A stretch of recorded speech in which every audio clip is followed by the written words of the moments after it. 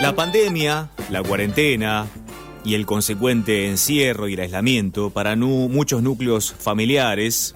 han provocado la aceleración de conflictos preexistentes. Y las principales víctimas de esta acentuación de esos conflictos son, sin lugar a dudas, los menores de edad, los niños, los adolescentes. Los abusos, la violencia familiar se exacerban en este tipo de circunstancias. Hay varios estudios que se han hecho eco, por cierto, y son uno de los males colaterales que nos deja la cuarentena. Queremos abordar esta temática con seriedad y a través del compromiso y la experiencia de una exfuncionaria, exdirectora del Organismo para la Niñez y Adolescencia de la provincia de Buenos Aires, la licenciada Pilar Molina. Hola Pilar, buen día. Gabriel Prosperi te saluda. ¿Cómo estás? Hola Gabriel, ¿cómo te va? Muy bien, muy bien. Bueno, evidentemente tenemos que parar más que nunca las antenas nosotros, los adultos, los padres, que tenemos responsabilidades respecto de nuestro grupo familiar sobre estas problemáticas, ¿no? De la violencia intrafamiliar, sobre todo en estos tiempos de encierro. Sí, totalmente. Igual, más allá de la situación puntual de violencia, me parece que la cuarentena, como la llamamos, el aislamiento social, afecta a distintos derechos y pone en tensión distintos derechos de los chicos que van más allá del maltrato, pero probablemente las situaciones de maltrato y abuso sean las que más nos preocupa, porque teniendo en cuenta que en el caso de abuso sexual, por ejemplo, el 80% de los abusos provienen de la propia familia, no necesariamente todos convivientes, pero sí en su mayoría, con lo cual podemos pensar que los chicos están de alguna manera haciendo cuarentena con quienes son sus principales abusadores o maltratadores. En el caso de maltrato psicológico infantil, negligencia, distintas cuestiones por las cuales en general intervienen los organismos de niñez de todas las jurisdicciones, en general provienen de la propia familia, con lo cual claramente estar en una situación de encierro en la cual tanto los adultos como los niños están desbordados y además faltan las instituciones en red de la comunidad, que son las que en general ayudan a prevenir estas situaciones y además ayudan a detectarlas, con lo cual estamos como perdiendo por dos canales, por el canal de la prevención y por el canal de la detección y la denuncia. Ahí va, porque cuando se comete el delito ya es tarde para el Exacto. chico. ¿Cómo se trabaja en la prevención, en la detección de que hay una situación potencialmente conflictiva y que pueda decantar en violencia familiar? En un contexto como este, digamos, en el que los chicos rompen de alguna manera su cotidianeidad y los vínculos que tienen con la escuela, con el club, con un pediatra de una salita del barrio que puede detectar un golpe o una situación de riesgo, incluso, digamos, alguna señora de un comedor, cualquiera de los lugares en los que, digamos, circulan los chicos en general, que ayudan a detectar y a convocar, digamos, la mayoría de los casos que llegan a los organismos de niñez, llegan en general a través de la escuela y también a través del sistema de salud, cuando los chicos van a controles o van, digamos, con alguna excusa al médico y en ese contexto se detecta una situación de vulneración de derechos. Entonces, al no estar esos actores o estar de manera limitada, porque los docentes han hecho un esfuerzo enorme por seguir en contacto con los chicos, obviamente que en algunos sectores se cuenta con mayores privilegios y herramientas para tener acceso a través de la computadora y lo que vemos en los medios todo el tiempo, de chicos en clases de Zoom. En otros casos no existen estos recursos y quizás el acceso a las familias ha sido a través de los adultos con la entrega de comida, pero no a través, digamos, no con los chicos de manera directa. Entonces ahí, más allá de que las escuelas han hecho un esfuerzo enorme por seguir en contacto con las familias, obviamente que se resienten estos espacios en los que antes los docentes podían detectar una situación de riesgo y convocar a los adultos. En este tipo de contextos, el ojo del vecino, de los padres de un compañero, de adultos que de alguna manera pueden tomar conocimiento con las situaciones, son las que terminan acercando los casos a los organismos de niñez o a la justicia para pedir ayuda. ¿Y los organismos cómo responden? ¿Enseguidita toman esa denuncia, comienzan a estudiar el entorno, se entrevistan directamente con la familia? Sí, en términos generales sí, y también en este contexto. Lo que se hace en términos generales cuando uno recibe una denuncia, en el caso de la provincia de Buenos Aires hay un sistema descentralizado en los municipios que tienen equipos locales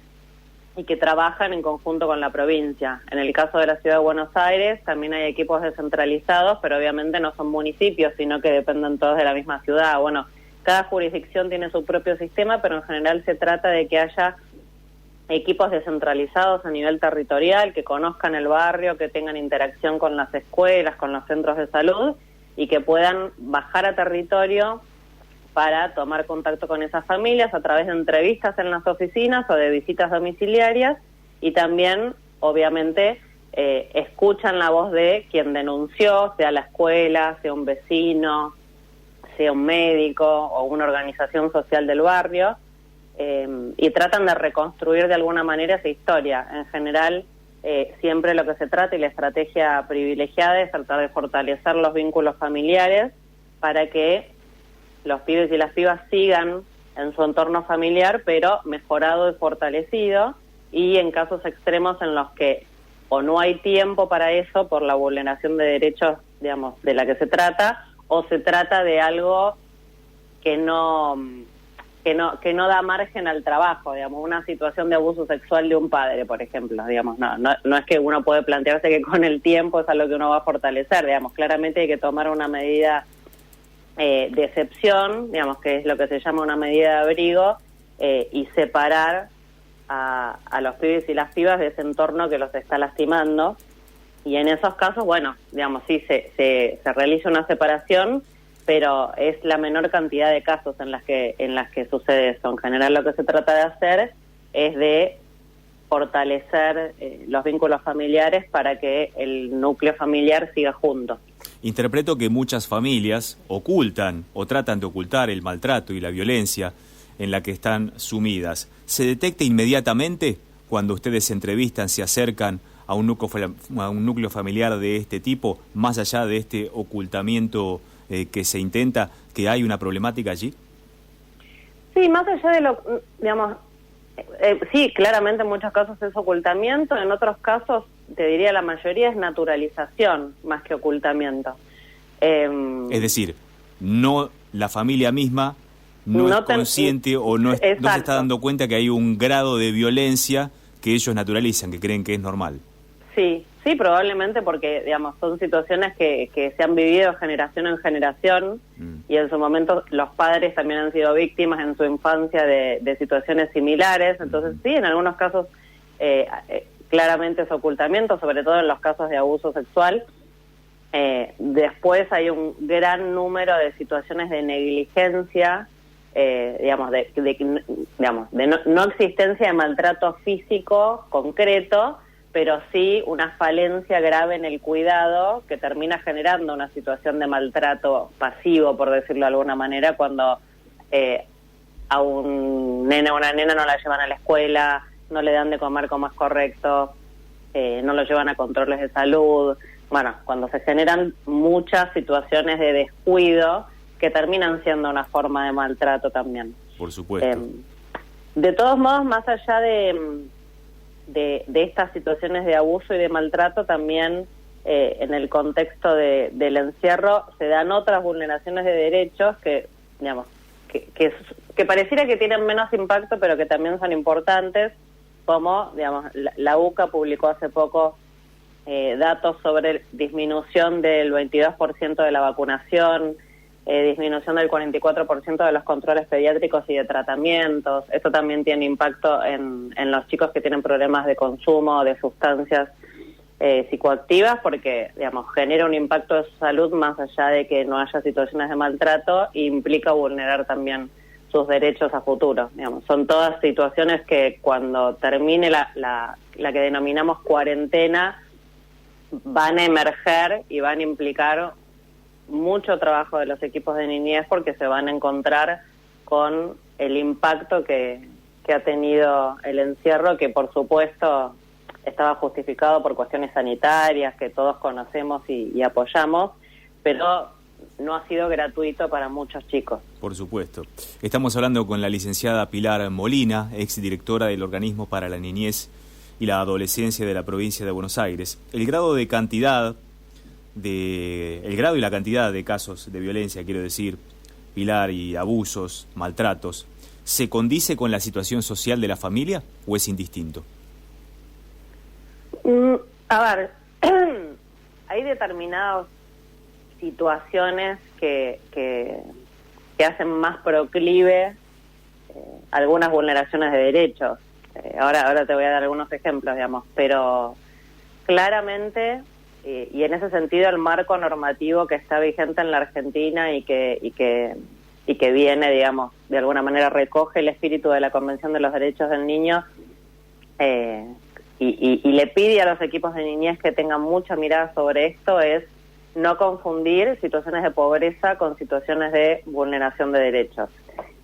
Y en ese sentido hay un mandato claro de la ley para no separar a los pibes y pibas de sus familias por cuestiones que están vinculadas con su nivel socioeconómico, digamos. Y eso es algo muy importante a tener en cuenta. Sí, por supuesto, la falta de determinados recursos puede generar, digamos, cuando uno vive, por ejemplo, en una situación de colecho en la que comparte la cama con sus padres y con varios hermanos, probablemente tenga menos alarmas en una situación de abuso sexual de las que puede tener un pibe o una piba que tuvo acceso a la ESI en la escuela, que tiene su espacio de intimidad, digamos. Hay un montón de recursos que cuando faltan generan un impacto en la vulneración de derechos seguramente. Pero es importante a la hora de intervenir no confundir cuestiones que tienen que ver con falta de recursos de cuestiones que tienen que ver con vínculos dañados. ¿Cómo estamos en términos de trato y su contrapartida, maltrato familiar en la Argentina, específicamente en lo que te tocó a vos en la provincia de Buenos Aires, comparados con otros lugares del mundo a nivel estadístico? ¿Somos más, entre comillas, amorosos o menos amorosos? Es una pregunta interesante. Me parece que, digamos, en términos generales, lo que quizás tengamos que trabajar, y esto se da a nivel nacional porque en todas las provincias se generan situaciones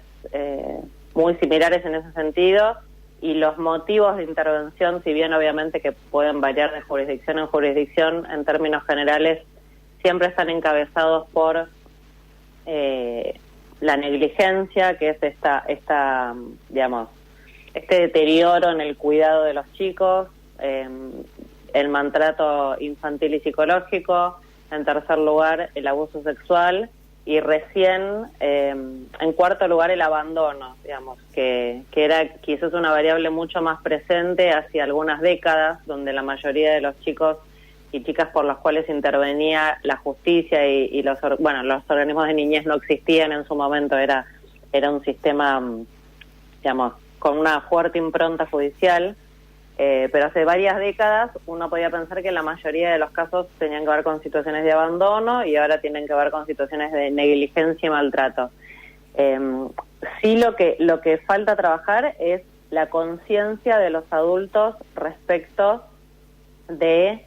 cuestiones que nos hacen ingresar en el maltrato, digamos. En términos discursivos, los adultos están en contra del maltrato infantil, pero después cuando se lo sondea sigue habiendo bastante presencia de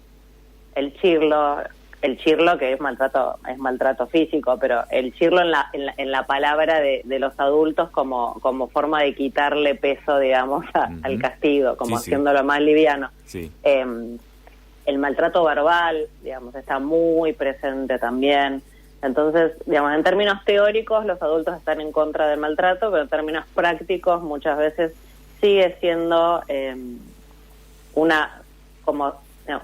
una herramienta de educación que se arrogan los padres y las madres, y sigue siendo importante. Y ojo con eso, porque después puede ir y venir, ¿no? Ojo con eso, que después puede volver en términos de maltrato del hijo hacia los padres, ¿no? Sí, eso está muy presente digamos, en los equipos de tercera edad. Muchas veces se dan situaciones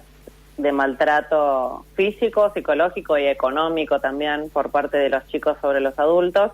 pero el ir y venir del que vos hablás se da mucho más de manera intergeneracional cuando esos chicos tienen que criar a sus propios padres. Uh-huh. Y en ese sentido, en la provincia habíamos empezado en mi gestión con el apoyo de UNICEF con un programa muy interesante que se llamaba Crianza sin Violencia, que implicaba el trabajo con los adultos cuando obviamente se detectaba que había margen de trabajo y de reflexión para corregir determinadas prácticas que implicaban vulnerar los derechos de los chicos, pero que no eran gravísimas como una situación de abuso que implicaba sí o sí una necesidad de separación. Y la mayoría la mayoría de los concurrentes eran mujeres o abuelas a cargo de los chicos y chicas, y en su caso casi la totalidad de las mujeres habían sido a su vez víctimas de maltrato en su propia infancia, habían sido madres jóvenes, con lo cual habían perdido muy rápido el espacio de juego y de disfrute de su infancia, digamos, como se habían convertido en adultas en una edad muy temprana. Habían empezado a tener que trabajar, digamos, para obtener dinero o hacer changas también de manera muy, muy incipiente, y muchas de ellas eran también víctimas de maltrato de sus parejas, digamos, víctimas de violencia de género, con lo cual todo eso se convierte como en un combo bastante complicado al momento de trabajar el maltrato hacia sus propios hijos, porque como te decía al principio, no se trata de una situación de ocultamiento, sino de naturalización de determinadas prácticas de crianza. Un gusto poder reflexionar con vos, Pilar, y aprender respecto de estas temáticas tan difíciles de aprender con H y de abordar, por supuesto, para arribar a soluciones, que es lo que todos necesitamos. Un placer, y quisiera aprovechar que me brindas este espacio para pedirle a los vecinos y vecinas y a todos los que estén escuchando que si presencian alguna situación de maltrato o tienen acceso al conocimiento de alguna situación de maltrato, de abuso, de falta de controles de salud, de cualquier cuestión que dañe los derechos de los chicos, se pueden comunicar al número 102, que está funcionando en 14 provincias, incluido el AMBA, o que en casos de conocimiento de abuso sexual infantil puedan comunicarse con el Ministerio de Justicia de Nación, que tiene un programa muy bueno que trabaja este tema, al 0800-222-1717. Muchas gracias, licenciada Pilar Molina. Gracias a vos, Gabriel, que tengas muy buen día.